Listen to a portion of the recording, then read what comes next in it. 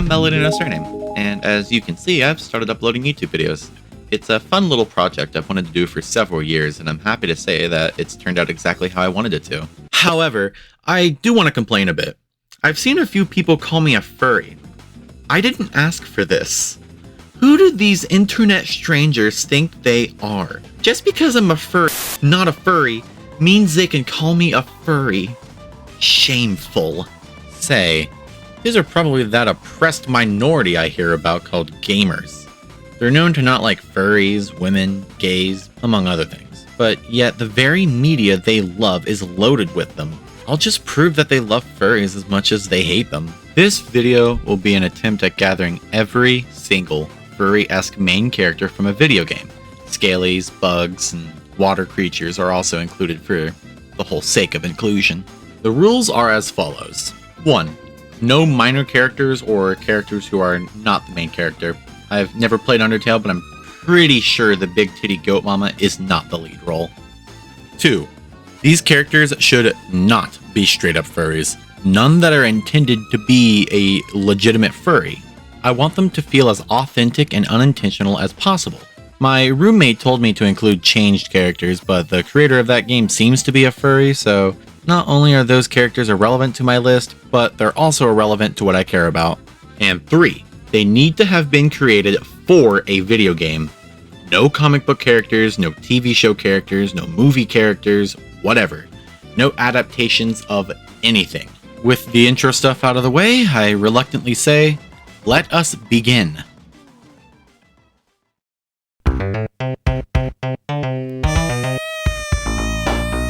The obvious thing to do is to get the obvious one out of the way. 48 hours. It's not so bad. I can wait it out. What's taking so long? I gotta get out of here! In 1991, we were given this blue piece of fur bait, which, depending on who you are, is either a good thing or a bad thing. His games are pretty good, but the bad ones are usually the only thing that's ever brought up. I sometimes like to imagine all the furries that started solely because they played a Sonic game and wanted to make their own Sonic OC, and years on down the road, here they are. Now it's time to cover the Sonic copycats.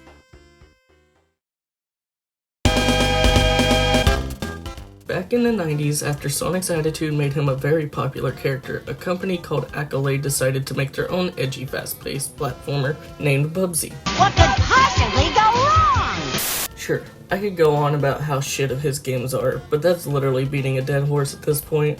So instead, let's talk about Bubsy himself, and I gotta say, this company sure did nail making an annoying little asshole. Especially when it came to that short cartoon pilot.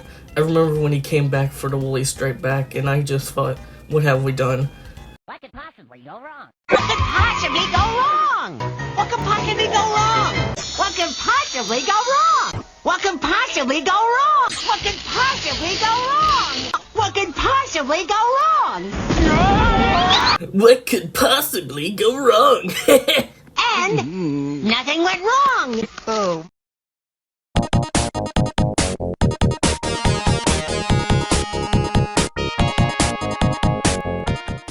Awesome Possum is a personal least favorite example of Sonic copying. Everything about him feels like an attempt to be the new Sonic, from his attitude and title screen logo to his levels.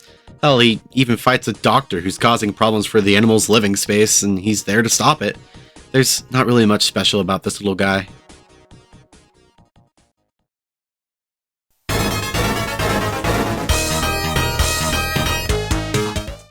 This time, it's a water Sonic. This is Havoc, a pirate seal, and that's about as original as the character gets. He lacks the attitude, but according to my boy, my lover, my sweetheart, and the true peanut butter to my jelly, Tony Ponce, it's a ripoff. As a whole, the game kinda looks and feels a little bit like a Sonic game, just with a different character.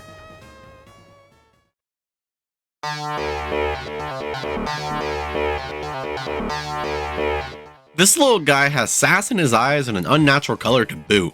The princess character just seems to be Princess Peach's persona, so not only is this a Sonic copycat, but it's also a little bit of Mario. Even watching him in action, he does the little feet spin thing. The only difference is that he has a gun, but those were introduced in Sonic later, so maybe they took inspiration from our little barf rabbit later on. 2 side notes. 1. He's one of the few characters on this list to have a wiki fur, And 2, this motherfucker is in Fortnite.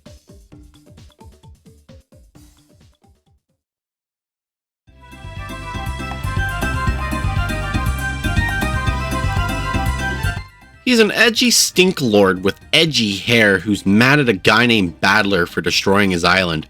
Kinda like Sonic. There's even a mushroom stage that kinda feels like that one from Sonic 3. A good thing he has going for him is that the gameplay doesn't feel too ripped off, but it sure doesn't look too good either. It's just a plot that's a big red flag. At the end of the day, this is just a PS1 game that was originally made for the Super Nintendo that doesn't look good for the PS1. Also, for some reason, he feels like someone's persona in a game more than most of the others on this list.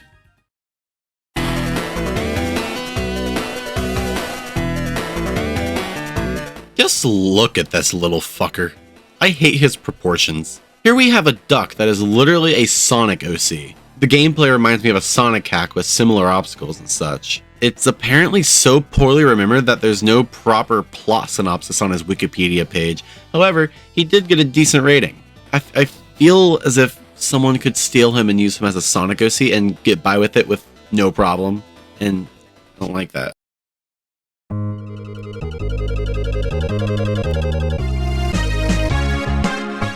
Mr. Nutz is from E10 Studios. Indeed.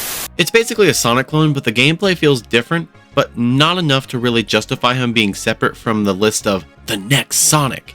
And like, the differences are in the way that isn't very good.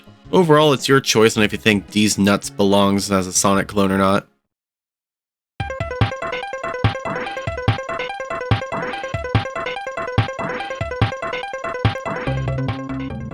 Rocky Rodent is a rodent, I can't find anything on what specific type, who uses his hair to get through levels and save Melody. Not me, but the daughter of the owner of his favorite restaurant. The entire plot of this game is caused by Rocky accidentally eating some money that the restaurant's owner, Balboa, needed to use to pay some mobsters for protection. Just like with Mr. Nutz, this one has been called a Sonic clone before, but I'm not really sure I see it. Off of the whole Sonic hype, it is now time to talk about more original creatures, starting with my friend Burger over here. Hey there, what's up? It's me, Burger, or Klez, or whatever the fuck they like to call me. Mo was nice enough to let me out of the nearby shutdown McDonald's to deliver you some tidbits about funny furry characters that I'm somewhat familiar with before I'm inevitably shut back into my dungeon of a hell house infested with rats and moldy french fries. So, let's begin with number fucking, whatever.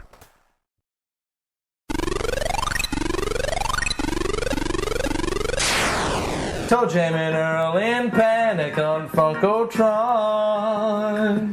Honestly, these guys aren't really furries to me, but they fit into the similar funky, radical, non-human mascot craze that was going on back in the early 90s, so I guess they count. Toejam and Earl are the titular mascot characters of the game Toejam Earl, first released in North America on the Sega Genesis in 1991. They're two hip-ass aliens who crash-landed on Earth, and you have to help them look around for the pieces of their ship and get them back to their home planet called Funkotron. The game actually completely bombed according to Sega due to the initial sales being low as shit, but it instantly became a cult classic and even had high reviews from multiple gaming mags. They both look swag as shit and the music from the game kicks ass, so I don't blame them honestly. They're considered contenders for second place as Sega's most memorable and beloved mascots according to Wikipedia anyways, with Sonic obviously at first, and all they had to do was poke fun at Californians and black youth. Tubular.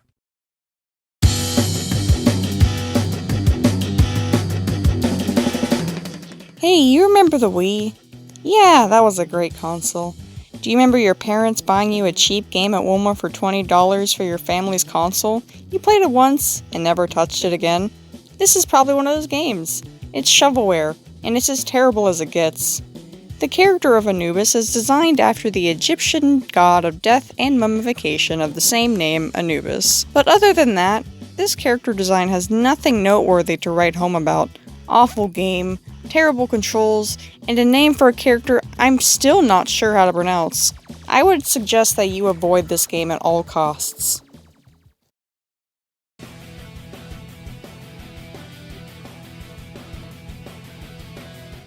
It's just meme animals fighting.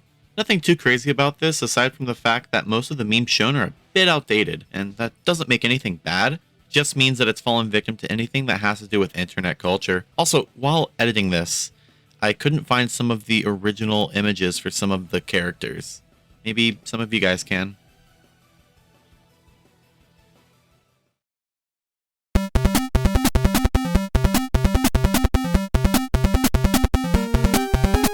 Dogurai is probably the most aesthetically pleasing game on this list. It's stylized to feel as if it were from a classic portable game console like the Game Boy. You play as Bones, a retired samurai, as you tear down the police in a dystopian future.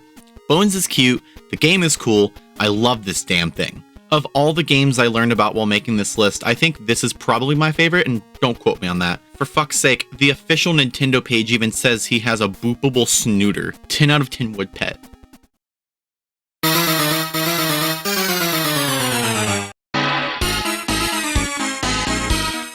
Aero the Acro-Bat is a bat who can do acrobatics.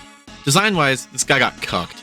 However, in the fake cartoon screenshot on the parody wiki, this character's true design potential is shown. The music in this game hurts my ears, yet the gameplay contrasts it. I guess it must have been good enough since this fucker got a sequel, a Game Boy port, and a spin-off game that was rated just as good as it, called Zero the Kamikaze Squirrel.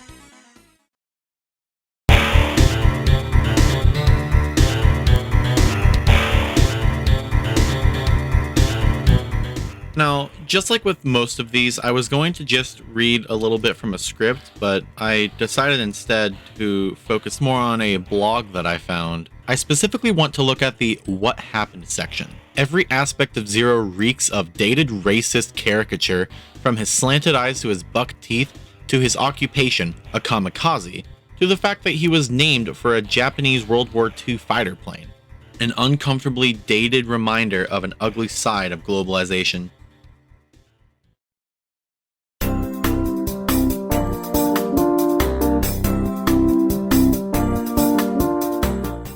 Ruff Trigger, the Vanacore Conspiracy, is a spiritual successor of the hit title Chrono Trigger, featuring the flatulent David Gassman's persona.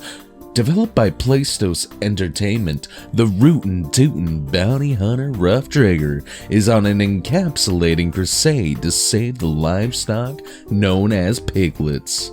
With an arsenal to make North Korea blush and a trigger finger of a Floridian on smack, this bounty hunting canine title sought to bring in the bacon. Instead, Playstos was left in the dog days to fry with the rest for trying to compete with Ratchet and Clank and Jak and Daxter. You just can't teach an old dog Sona new tricks.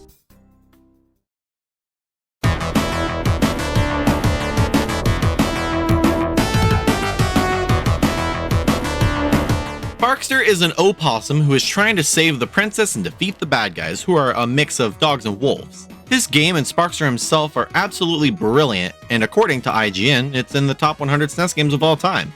According to Electronic Gaming Monthly, it even has some of the best sound effects of all of 1994 games. After watching gameplay, I can say I completely agree. I mean, Jesus Christ, this game looks sick with wildly unique mechanics and an adorable main character.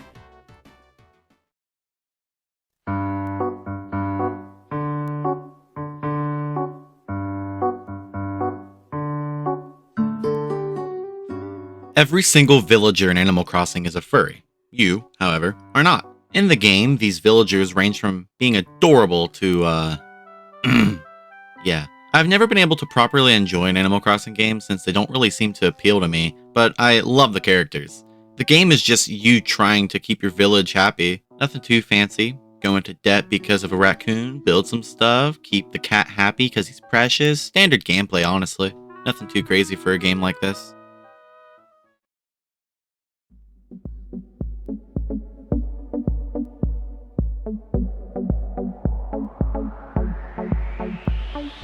Lucky is an orange fox with a blue cape and blue shoes. He's kind of reminiscent of Tails from Sonic the Hedgehog, but less stylized and more cartoony. He also happens to be the mascot of Playful Studios, the creator of the game. It's pretty much a 90s feeling 3D platformer with 5 worlds, each having its own hub. The goal of each of these levels is to collect clovers that Lucky can use to take back the Book of Ages from Jinx, the main antagonist.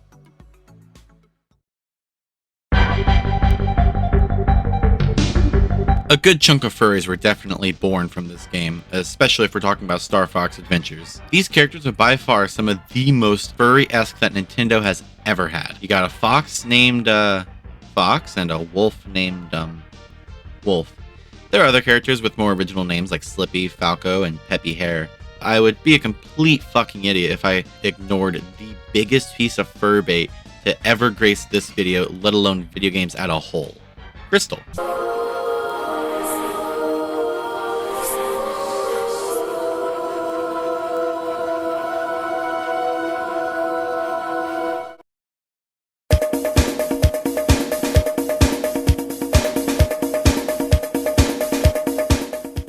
Radical Rex is a coveted masterpiece of the 90s that portrays a stereotypical skateboarding scaly with a fierce set of abilities that would leave the entire United States military in a complete state of destitution. Published by Activision and developed by an Australian game studio, Beam Software, this tyrannical Tyrannosaurus was meant to compete with other flashy titles such as Ridge Racer and Mortal Kombat. With his fire-breathing capabilities, to say he burned his way through the competition would be a severe overstatement. Radical Rex was highly criticized for its lack of polish and poor controls, and met the same fate as his predecessors, a fossil lost in gaming history.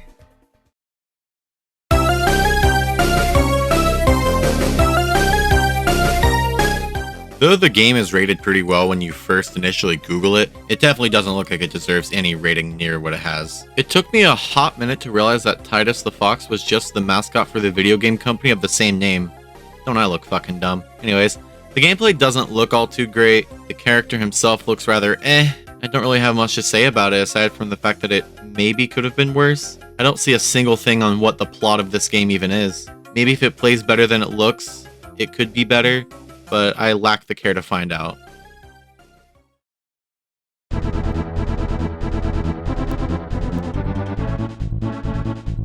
Artie Lightfoot is from Titus as well, and Jesus, he is an improvement from the Titus mascot. Artie, quote, resembles a cat, though I think he looks more like a fox. The plot follows Artie as he collects 7 crystal pieces. Hey, wait a minute. His game has a bit more of an interesting control set. Artie can do a pretty high jump by using his tail as a spring, and he can even push and pull things, which I haven't seen in any of the other games we've talked about. He came out in 1992, but I still think maybe he was a little bit inspired by our boy Sonic.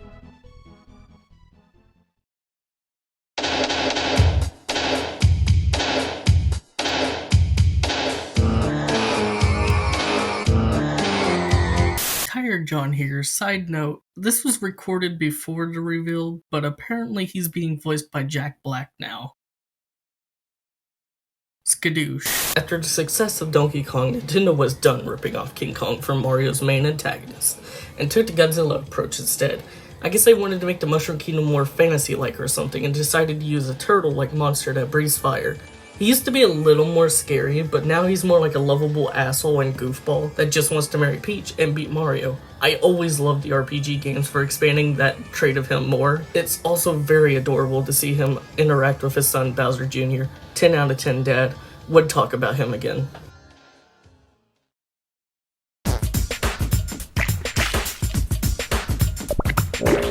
Our next fabulous fur friend is Frogger, the frog from Frogger. I don't know if you've heard of Frogger. It's kind of a big deal, considered one of the greatest games ever made, better than Pong. I checked. What do you do in this game? Why, it's simple, of course. We spit in the face of Darwin and challenge God on high. We shall fight the mechanical machinations made by man that roam the streets and strive to flatten you with the rubber wheels of death. We shall take on the beast and elements of this world that wish to pull you into the cold depths of hell. And why, they will ask, is this frog not crazy? Is he not in vain? All he does is hop until he dies. What they don't understand is that a frog that hops leaps. A frog that hops is free. There is no weight upon the frog's soul. He is happy because he hops. A frog hops. My God, it's beautiful. blessed be to all the frogs of this world. May we project all of our struggles for self-determination against the trials of life onto them. But one of the things we shouldn't do is anthropomorphize Frogger. Look at this affront to God. Oh my goodness, jeez Louise.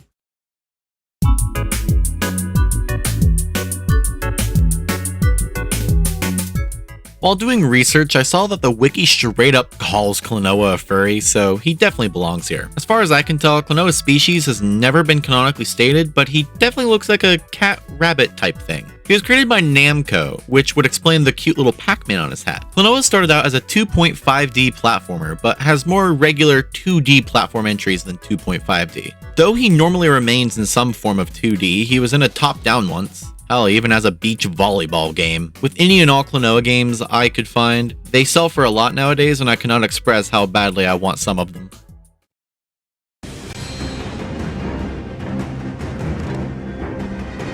In Gunfire Reborn, you're given the option to play as 5 furry heroes, being Crown Prince, Owlbai, Pinyan, Lilu, and Tao. Sorry if I mispronounced literally any of those. You can play with others in rooms that are randomly generated with weapons that are also randomly spawned. Fun fact before we go on, I had to learn what a roguelite game was in order to write this part.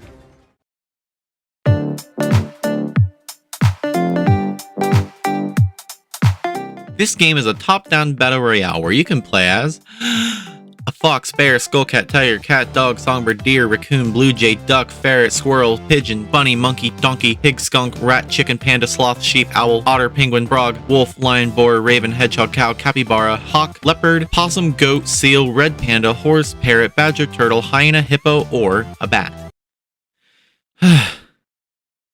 These are just the species. This doesn't include the variants on each animal or the mini accessories, outfits, and weapons. Anyways, this game's community is trash. Be careful playing it.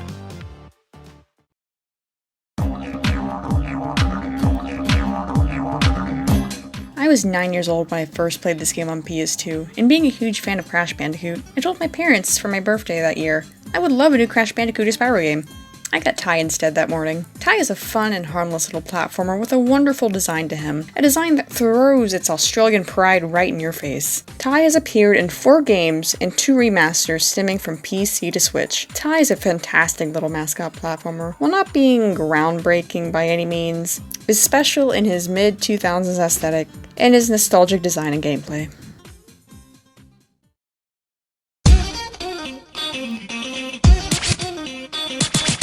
Instead of a battle royale or a roguelite or what have you, now we have a third-person shooter with furries. According to the plot, the fur fighters are basically an anti-terrorist group out to save kids. They all have guns, and I'm surprised that none of these screenshots from their Wikia page have become memes or something. I'm personally not much of a fan of the character designs, but I guess I shouldn't complain since it's not every day that we see furries as the main characters of a first-person shooter.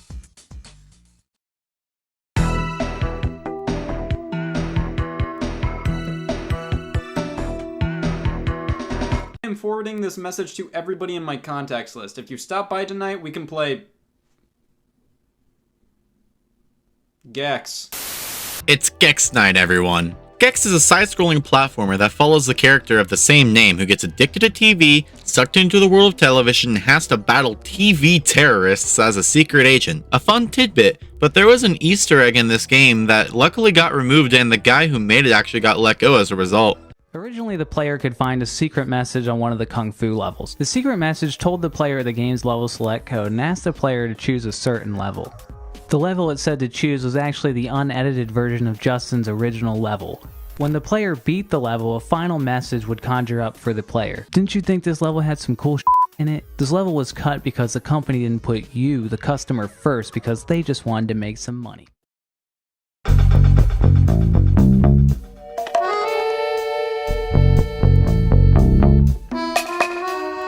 Sly Cooper is a stealthy raccoon who doesn't wear pants, which reminds you of myself. Fuck pants. Pantsless supremacy. I imagine this character design, much like Crystal from Star Fox, created a lot of furries in our generation. I wonder how many people remember that movie trailer. I wish that movie had happened, but fucking Ratchet and Clank spoiled it. Speaking of which...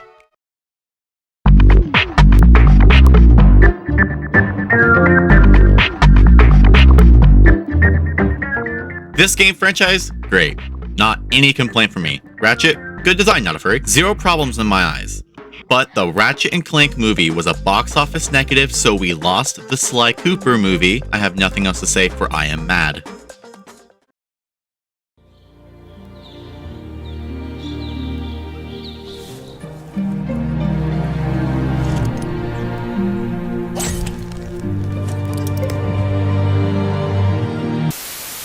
Okay, so I didn't know about this game until a friend told me about it, and all I have to say is that you can basically design your own fucking persona in this. That's fucking awesome. Next.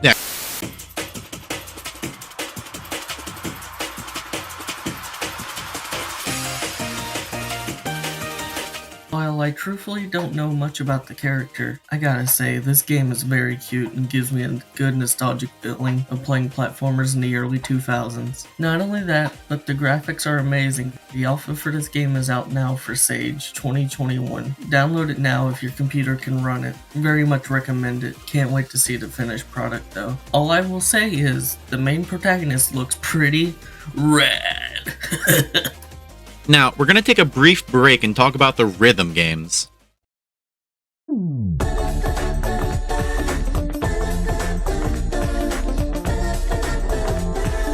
gotta do what? I gotta believe.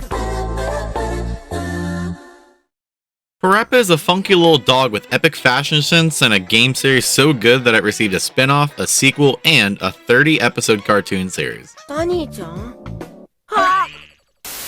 It's a rhythm game for the PlayStation consoles that has a crazy cult following and, nowadays, circa late 2021, a lot of interesting memes. I slam my penis in the car door. You slam your penis in the car door. It feels good to see him get all this love. Oh, and here's an image of a vinyl that I want that sells for more than I'm ever gonna be worth.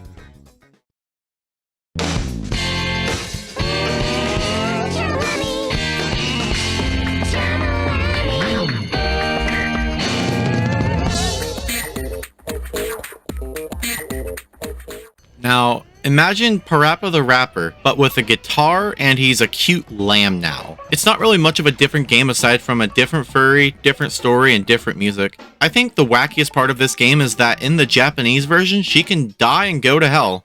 Wild.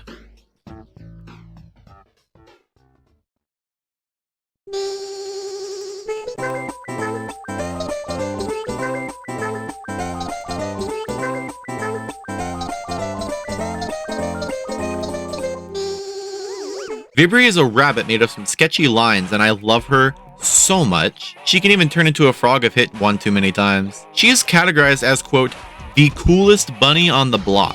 I personally believe that this is the most unique and interesting rhythm game series to ever exist, and I cannot express how much I recommend playing the game or at least listening to the soundtrack.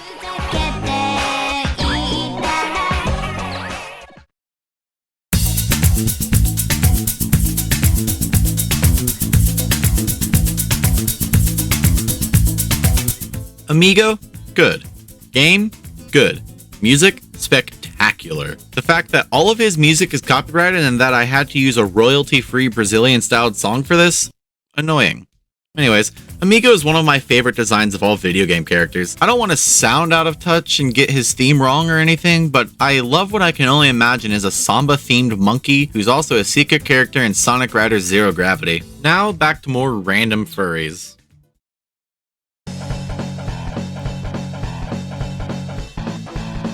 Justice Beaver is one of those crowd-funded games for an older console, this one being specifically for the Super Nintendo. The campaign reached over $23,000 with 286 backers. It's overall a cute, albeit standard, mascot platformer. However, it seems to be taking its time with development since it's been 6 years, but at least they're keeping them up to date a little bit.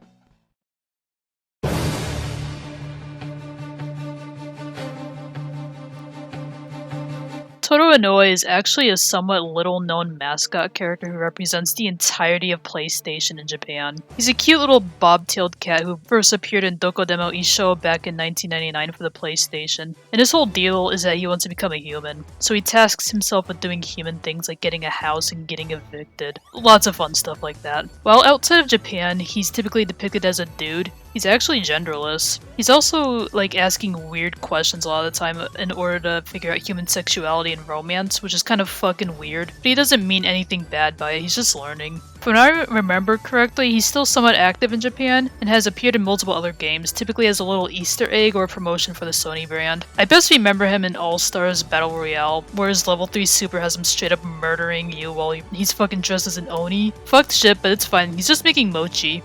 It's fine. Totally.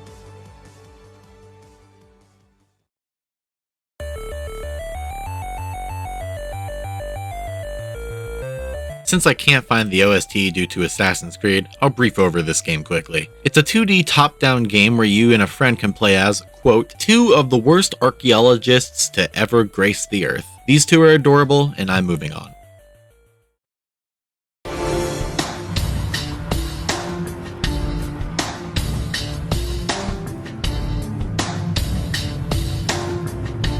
Daxter was once a human, but as he and Jack traveled to an island they were forbidden to go to, he fell into some dark eco and turned into an Ottsel. Ever since then, he's always stood on Jack's shoulder and helping him occasionally. He is very much a smartass, but in a lovable way.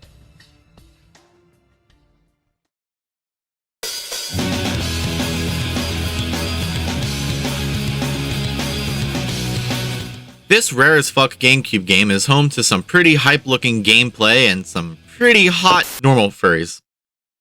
The game was directed by John K., you know, the bad person, the Ren and Stimpy guy, and the plot of the game actually revolves around Spunko, his animation studio, as they're holding auditions for a cartoon. Their whole goal is to impress them and stuff.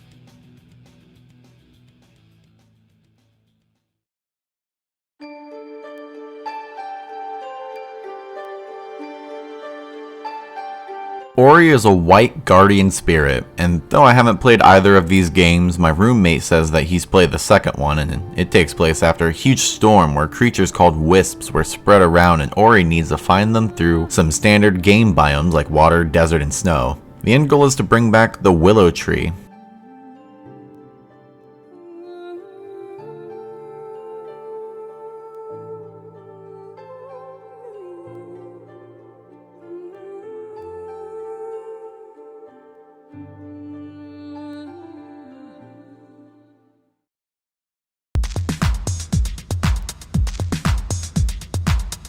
I cannot think of a clever joke, but I have the knowledge to make it. Allow me to explain. In this game, you play as a rat named Reggie.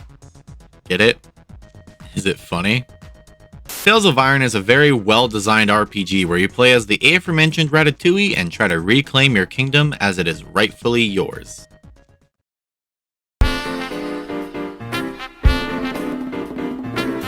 Croc is a character that has his roots back in the mid-90s during the third platformer boom. Croc himself takes design inspiration from Yoshi from the Super Mario series of games. Croc is exactly what he looks like, a green crocodile carrying a brown bag on his back. A cute and fun design that is pleasing on the eyes and has a lot of charm. Unfortunately, Croc has not seen a video game release since 2000.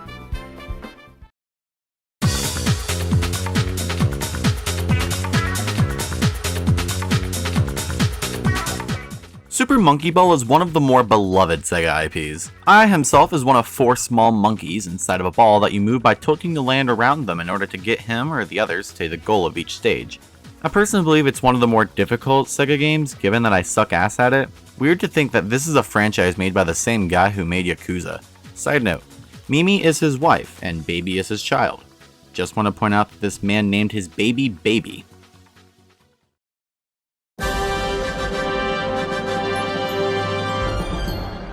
Here you play as Kay the cat and defeat monkeys and rats in order to return your homeland back to its once peaceful state. While looking into this, I found that it was originally released in 2005 for the PS2 and did well enough to be brought onto the DS 5 years later. However, the DS version was not as well received as the PS2 version. Despite that though, you can still play it on many different consoles, even the Switch, though that version seems to be the worst.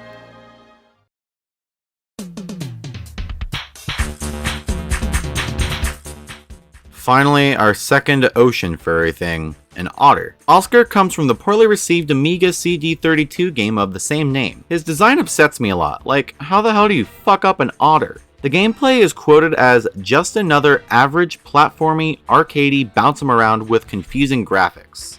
I had to re-record this part like 30 times, so Oscar is officially my least favorite character on this list.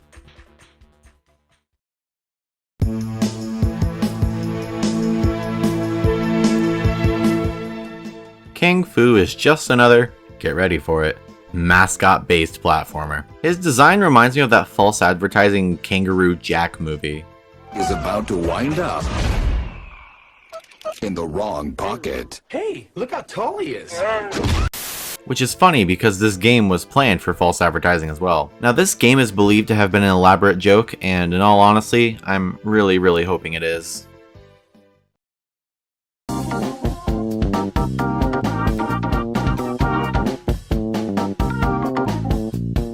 Figured I'd keep the kangaroos together. Anyways, while doing research, getting a song and gameplay for editing purposes, I ended up jamming out to the OST for far too long. Remember that company we talked about 17 or 18 minutes ago called Titus? Here's more proof that they should stay away from their mascot. It's a pretty standard mascot-driven platformer with a cute story. Kao himself is one of my favorite characters on this list. He did well enough to get 3 sequels and a Game Boy game, and hell, he's even getting a new game soon according to Tate Multimedia.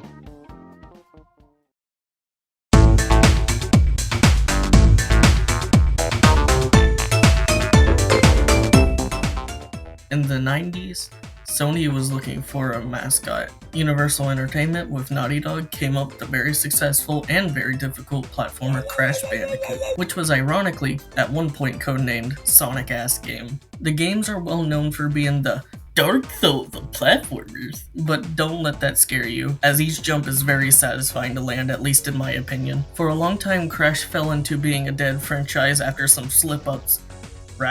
Cortex. We don't speak about it. I'm glad Activision finally brought him back with a real Crash Bandicoot 4.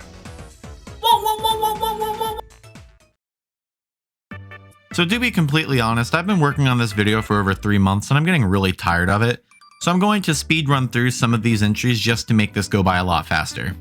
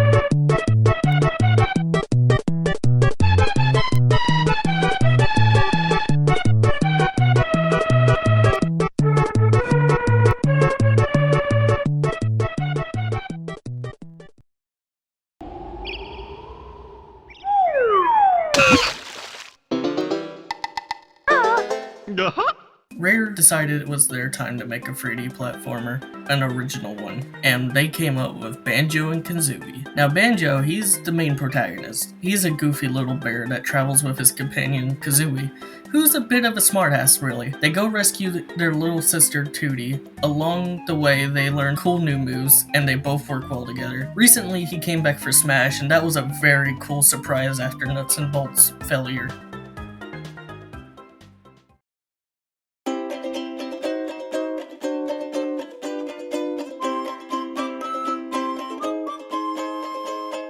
Yooka Laylee is a spiritual successor of Banjo Kazooie. It's a unique little platformer that was funded over on Kickstarter, and while it perfectly captured the old feelings of those good old feely platformers, it definitely lacked in some gameplay aspects. This entire game is wonderfully designed, from the worlds to its characters.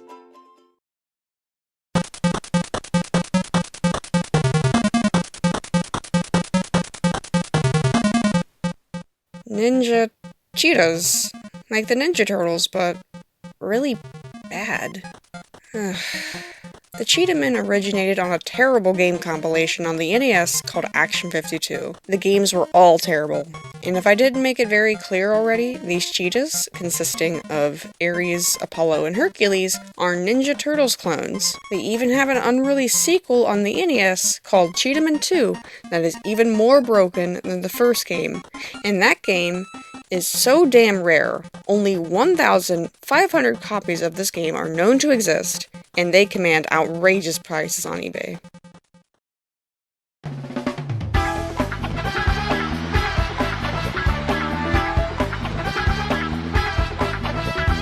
Okay, so here we have Mr. Mosquito, a pretty obscure character from the game called Mr. Mosquito, which first launched in Japan in 2001 for the PS2. So like, what's this little guy's deal, huh?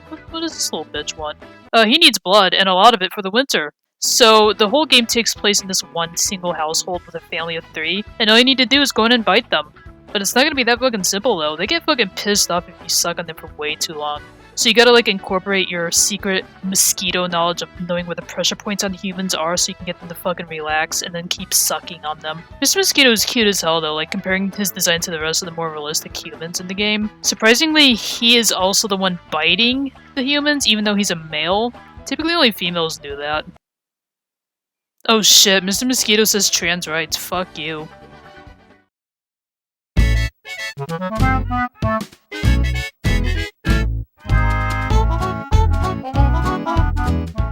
Conquer is another mascot-based platformer, but this time with some wild adult edge to it. Our little titular squirrel is considered a Nintendo 64 classic from Rare, and it's for a good reason.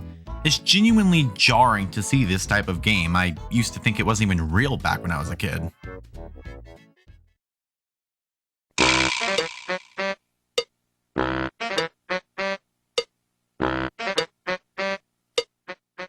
Crank the Weasel was to be the pinnacle of early 2000s gamertainment, featuring our half-baked and flaky compatriot, Crank the Weasel, whose coveted 30s-esque love quest could fill an entire sperm bank.